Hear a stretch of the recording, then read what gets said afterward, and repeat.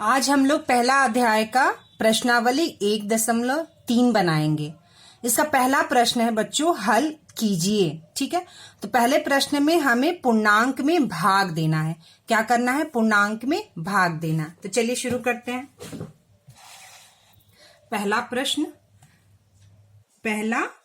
का पहला, ठीक है, -40 में हमें भाग देना है 5 से। ठीक है, तो -40 में 5 से भाग देंगे तो उत्तर आएगा हमें 5 × 40, और ये माइनस है तो ये माइनस का चिन्ह रहेगा। ठीक है, दूसरा -450 में भाग देना है हमें 3 से। ठीक है, तो -450 बटे 3, तो ये आ जाएगा, भाग दीजिए, 3 × 1 3, 15, 3 × 5 15, 0 का 0, और ये माइनस है तो ये माइनस चिन्ह भी रहेगा। तीसरा -45 में हमें भाग देना है -5 से। ठीक है, -45 में भाग देना है -5 से, तो ये माइनस और ये माइनस कट जाएगा, ऊपर नीचे, 5 × 9 = 45, 9। ठीक है, चौथा -56 में हमें भाग देना है -4 से। -56 में भाग देना है -4 से, माइनस माइनस कट गया, और ये 4 × 1 = 4, 4 × 4 = 16, 14। ठीक है, +14। पांचवा 25 में भाग देना है 5 से, तो 25 में भाग देंगे हम 5 से, तो ये आ जाएगा उत्तर 5। छठा -128 में भाग देना है हमें -16 से, तो ये आ जाएगा -128 बटे -16, माइनस माइनस कट गया, और ये आपका 8 बार में 128, 16 × 8 = 128।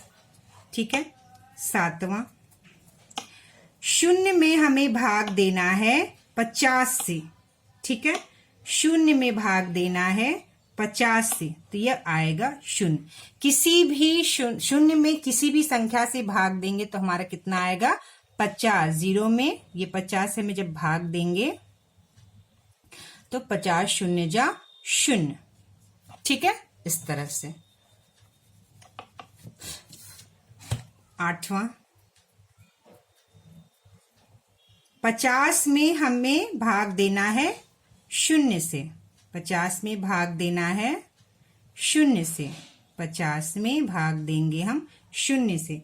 जब हम किसी भी पूर्णांक में किसी भी संख्या में 0 से भाग देते हैं तो वह अपरिभाषित होता है। अपरिभाषित मतलब वह अर्थहीन होता है, उसका कोई भी परिभाषा नहीं होता है। किसी भी संख्या में हम 0 से अगर भाग देंगे तो वह अपरिभाषित होता है। ठीक है, अब आइए 9 -80 में भाग देना है हमें -80 से।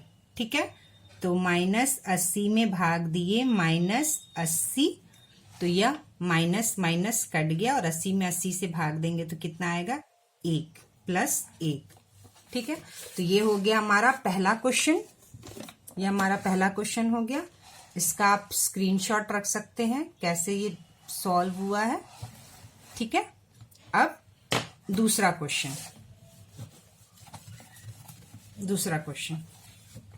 देखिए। दूसरा क्वेश्चन है बच्चों,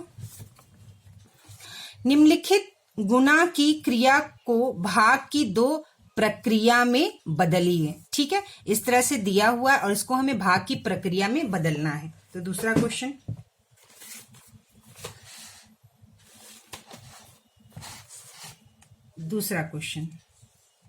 क्वेश्चन का पहला है 5 × 8 = 40। इसे हमें भाग की प्रक्रिया में बदलना है। तो 40 में एक बार हम भाग देंगे 8 से, तो कितना आ जाएगा हमारा? 5। और 40 में एक बार हम भाग देंगे 5 से, तो ये हमारा आ जाएगा 8। 5 × 8 = 40, 8 × 5 = 40। ठीक है, दूसरा -4 गुना -6 बराबर 24। ठीक है, तो एक बार 24 में हमें भाग देना है -6 से, तो ये आ जाएगा आपका 6 चक्का 24 -4। और एक बार 24 में हमें भाग देना है -4 से, तो ये आ गया आपका -6, 4 छक्के 24। इस तरह से हम दी हुई समीकरण को इस तरह से भाग की 2 प्रक्रिया में लिखेंगे। तीसरा, -12 गुना 9 बराबर -108। तो ठीक है, फिर इसको 2 प्रक्रिया में लिखते। -108 में हमें भाग देना है 9 से, तो कितना आ जाएगा ये? 9 से 108 में भाग देंगे तो ये -12, क्योंकि यहाँ माइनस है तो -12। ठीक है, और एक बार -108 में हमें भाग देना है -12 में, तो -12 से जब भाग देंगे तो माइनस और माइनस जो है भाग देंगे कट जाएगा और ये आ जाएगा उत्तर आपका 9। ठीक है, चौथा, -4 गुना -12 बराबर 48। ठीक है, तो 48 में एक बार हम -12 से भाग देंगे। ठीक है, तो ये आ जाएगा कितना? -4। ठीक है, एक माइनस है तो -4, 12 चौका 48। 48 में एक बार हम भाग देंगे -4 से, तो ये आ जाएगा हमारा उत्तर -12, 4 बरे 12 48। ठीक है, पांचवा, -10 गुना 8 बराबर -80। तो -80 में एक बार हम भाग देंगे 8 से, तो ये आ जाएगा -10। और -80 में एक बार हम भाग देंगे -10 से, तो माइनस माइनस कट गया और 10 8 80, ये आ गया 8। तो ये हमारा हो गया सेकंड क्वेश्चन। ठीक है, सेकंड क्वेश्चन का ये पहला, दूसरा, तीसरा, चौथा, पांचवा। ठीक है, अब तीसरा क्वेश्चन, नेक्स्ट तीसरा क्वेश्चन।